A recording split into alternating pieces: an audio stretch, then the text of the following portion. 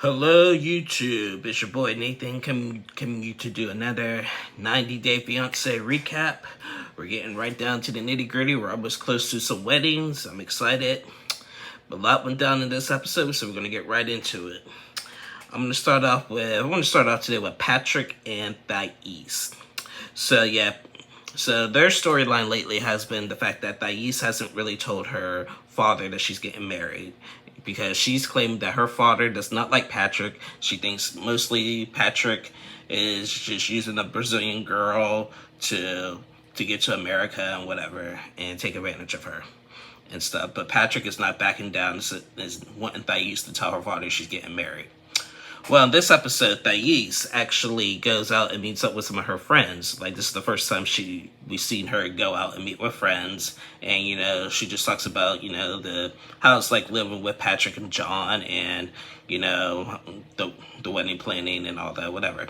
So, Patrick and Thais, they're deciding to get married down in Orlando, Florida. But Thais, she preferred to get married in Vegas, as we've seen in one of the last episodes, that she wanted to get married in Vegas and stuff. But no, Patrick's like, no, that's not how we doing this. I want a real wedding. So Patrick is like doing a lot of wedding planning and everything, but apparently he's not consulting Thais about some of the decisions. Apparently apparently Thais feels that Patrick is actually being controlling. And that he also picked out the makeup artist for her and stuff, and without consulting her, but he's saying that he did. So Thais is feeling like Patrick is being controlling, and she's having second thoughts now marrying him because if it's going to be like that. But Patrick is feeling like, I'm doing a lot, like I'm planning a wedding, I'm giving you everything you need and stuff, but you won't even tell your father. And I did consult you about the makeup artist. I was just trying to help you out and do you a favor, so it's a lot of back and forth with these two. But nevertheless, Thais meets up with the parent, not her parents, her best friends. They talk, they say it's not normal for her to keep the secret from her dad. So they're on Patrick's side on that one. So they get back to Thais goes back to the house, and Patrick and John, they go tuxedo shopping, and they still discussed about, is she gonna change? Is she gonna tell her dad and stuff, and everything. So they get back to the house. Thais is just like, you know what? Okay, I'm gonna tell my dad tonight. Tonight's the night. We're going to do this. Patrick prior to that was saying, I'm going to try to be less controlling. I'll do better with that. I'll consult you more about decisions. But I really need you to tell your dad. That's all I'm saying. So Thais came and just said, okay, it's time. So she's going to tell her dad. Hopefully in the next episode, we'll see that. So that was Patrick and Thais. Next up, I want to talk Emily and Kobe. So they weren't on last week's episode, but a couple weeks ago, they Kobe had re-proposed to Emily, got her a ring inside the champagne, and remember, Emily had bought her own ring just in case. And that irritated Kobe, because Kobe feels like she's treating him like he's nothing, and he's trying. Well, in this episode, Emily wakes up and tells Kobe, get up, I want to take you somewhere. And Kobe was like, where you going that you couldn't do alone? Because he's so upset about the ring thing. And then while they're in the car, Emily had mentioned she's kind of late on her women's time of the month. So they go to a pharmacy and they decide to take a pregnancy test.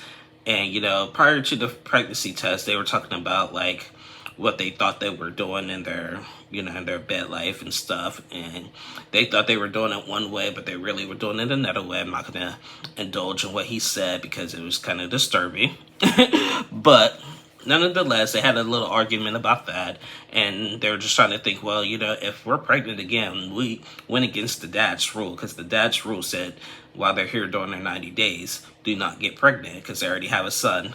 They already have the son Coben as it is. So they go to the pharmacy, they take 2 pregnancy tests. Both of them came back 2 lines. Emily is pregnant. So yay, she's pregnant. They weren't, although that should be a happy time. They weren't, neither one of them seemed that excited. You know, they were like, you know, we don't have enough money. We're about to do this wedding. We already have a son. We're still living under the parents. The parents' rule was not to get pregnant, and we did. I don't know what to do. So I'm happy for them.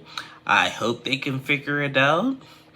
But, you know, now you're pregnant. Emily is pregnant again, so you're about to have a second child. So you better think of something. So, yeah. So that was Emily and Kobe. Next up I want to talk about is Bilal and Chaida. And it's just a never-ending saga with this couple. Never-ending. Like, they're still talking about this stupid prenup. And, you know, Chaida had informed Bilal that Shaida in last week's episode came over and, like, was kind of rude to her about the prenup and stuff. And, you know, the meeting shouldn't have gone the way it did. And Bilal and Chaida, Bilal has set up a romantic picnic, you know, just to get their minds at ease. But Chaida brought up what happened with her and his ex-wife. And then Bilal is still bringing up the prenup. You know, he's not backing down and everything. So later they get back to the house, and Chaida read through the prenup. She said, you know, there's nothing, Chaida doesn't get anything. There's nothing that can protect Chaida in this prenup, because if anything, everything's going to be joined together when they get married. So Chaida didn't like that. You know, she wants to find an attorney to talk to or whatever. It's, you know, she's just like, Bilal's not backing down. He ruined the picnic because the prenup talk is just getting old now. So, but I'm going to say this. Bilal did say something that actually really made sense. And I hope, in the hopes that, like, Chaida will understand this. Bilal asked Chaida 2 questions, like, do you plan on cheating on me? Chaida says no. Bilal asks, do you plan on divorcing me? Chaida says no. So Bilal was like, okay, if you don't go back on your word, this contract means nothing. This contract only means something if you went back on your word about cheating on me and divorcing me. So there's really nothing. He was like making it like, it's really nothing if you don't do those 2 things. Okay, and I thought that was a very, very good point, very legitimate like argument there. But, you know, Chaida still wants something. And, you know, Shaida's not here to get a green card, unlike somebody I'm about to mention next. Chaida, she has her life, and, like, she just wants it to be fair. So, but I do think with Bilal and Chaida, they need to quit talking about this prenup, because now it's just getting old, it's getting annoying, and they're not agreeing on nothing, and she's not ready to sign it yet. And they still got like a month left on their visa. So, yeah. That's Bilal and Chaida. Next I want to talk is Eve and Muhammad. And y'all know how I feel about Muhammad. I can't stand him. I think he's rude. I think he's disrespectful. I think he's judgmental. He don't really love Eve. I know he loves her son, but so basically last episode, Muhammad was upset that Eve had to push back the wedding because a venue that she wanted fell through. Well, Muhammad his mindset is in the right place, but how he's saying it's just not coming out right. His wording is not coming out right, and it's sounding way worse than what he's intending to be. His theory is he wants to get married right away so he can get his paperwork adjustment so he can start working and then go back to Egypt to visit his family. Okay, that's fine. I respect that, and I agree with that. But he's acting like a kid with it. He's like, oh, I want my green card. I want to go home. And he pushing back the wedding. Why can't we get married in the mosque? I mean, I'm sorry, I'm mocking him, and I don't mean to, but that's basically what he's saying. He's just like, I want to get married in the mosque. I want to get married right away. I want to start working, and I want to go see my family. But Eve is just like, I want this nice wedding. I'm marrying you. And we have all this time, I wanted this nice dream wedding, and Muhammad wants something small. So, again, I I see Muhammad's philosophy mindset is in the right place, but the way he's saying it, the way it's coming out is just not right. So he sends Eve a message saying, if you don't like marry me right away, I'm gonna find another sponsor. And Eve was just like, why are you sending me these text messages and like that? And he was like, because he was like, you're selfish, you're this and that. And like, and she was just like, I care about you, you don't care about me and stuff. She was like, if you can, and Muhammad just said something completely rude. He was just like, I will start caring about you whenever you start caring about me. Now that was immature, that was petty, that was rude. This woman brought you into her home and is paying everything for you, and you're gonna be like, when you start caring for me, I'll start caring for you, like she hasn't already cared for you and stuff and everything. So Eve gets all upset. Prior to that, they go to see a wedding venue. It was like a nice castle kind of place, but Muhammad was not thrilled about it. He was just like, I want to get married at the mosque. And he was like, I don't want to get married in a mosque because I feel like they're all going to be judging me about what I'm wearing, what's showing and what's not, or whatever, like whatever. But that was a nice place that they went to when they went to go see the venue. But they get back to the house, had that big argument, and then Muhammad was just like, well, then I don't want to marry you. She was like, Eve was just like, oh, I want to have this dream wedding. Like, and Muhammad was like, this is your dream, not my dream and stuff. I want to go back to Egypt. And Eve was just like, okay, go. And then Muhammad was like, okay, give me a ticket. So Muhammad and Eve, like Eve, the reason I'm Team Eve in this is because for this reason, she's 48 years old. She's about to marry a 25-year-old, and he's not being grateful for anything that he has. I understand it's a culture shock for him. I understand that he's far away from his mom, moving from a different country. I get that. I know he's like not mentally like prepared for this, but when you're on the K1 visa, you got 90 days. Yes, people say, oh, if we're going to get married anyway, why can't we do it like right away and stuff? No, there's a lot of planning. You want your wedding day is supposed to be special. Muhammad does want to have a big wedding after he gets his paperwork or whatever. But, sometimes it may not be like that, because, things change and you never know what life brings you. So, like, I agree with his mindset, but the way he's coming out, his wording is just terrible, and it's coming out immature. And then the fact that he said, I will care about you whenever you start caring about me, that just solidified everything, how I felt about Muhammad. So, I really think Eve should run. So, yeah, so speaking of, like, 2 weddings in a year, I'm going to move over to Jabrie and Mona. So this episode, Mona and Jabrie's mom, Mahala, talk. And Mona informs her that, okay, we have decided that we're going to elope. We're going to get married out of state. We don't know where yet, but we're going to get married out of state. We're going to have the big wedding, the beach wedding, in a year. So Mona finally decided to agree on that. Because that was Jabrie's big thing. He wanted to have Mona wanted the beach wedding. Jabrie was like, we can, but wait for a year until we get things situated and financially stable. So, I'm surprised that Jabrie and Mona came to that conclusion because Mona was so gun-torn about that. So, she had to talk with the mom. She thinks that it went well. I think the mom was a little taken back by it. So, after that talk, Mona goes back and talks to Jabrie, and Mahala talks to her husband, Brian. And, Brian was under the assumption that the small wedding for her K1 visa wasn't going to happen. It is. They talked about what the conversation was. So basically, Jabrie's parents are not thrilled about this idea, because if it's going to be out of state, they said they're not going to be able to make it.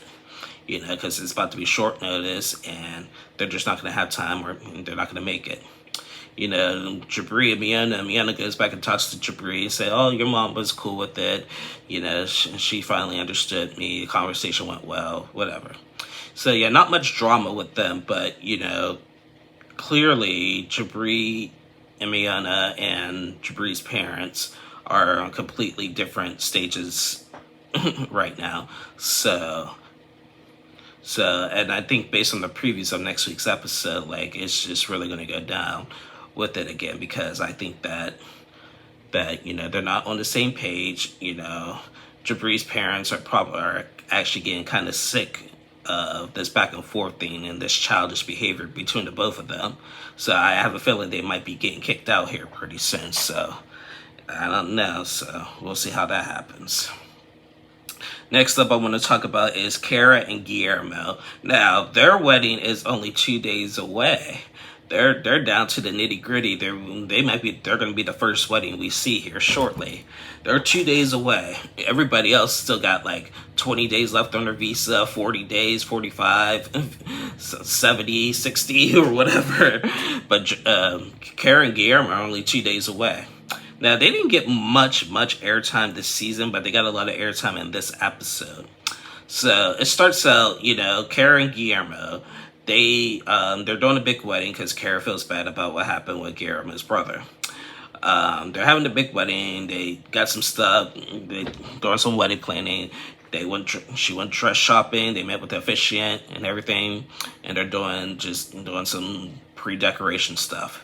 Now, the issue with Kara and Guillermo is that Guillermo feels like Kara controls him and that she treats him like a kid. And I kind of agree with him on this. Well, she underestimates his intelligence as well. So they're sitting at the venue, like, getting decorations ready and talking. Kara just tell him, are you going to get your hair cut? Are you going to get your stuff? You got 2 days. You got to get a lot of stuff done. And Guillermo's like, relax. Like, I'm going to get my hair done. I'm going to call up my friends or whatever. And she's like, what friends? You don't have no friends. So she's like, he was like, I'm going to call people.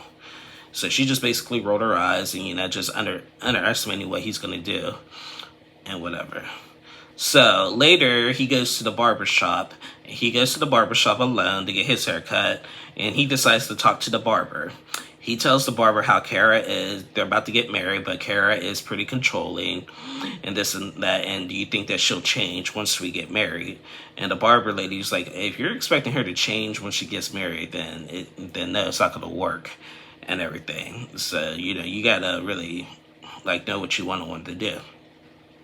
So later, Kara and Guillermo meet back up. They go to this nice restaurant. They all look dressed up real nice and stuff. Have a nice their last little romantic dinner before they say I do.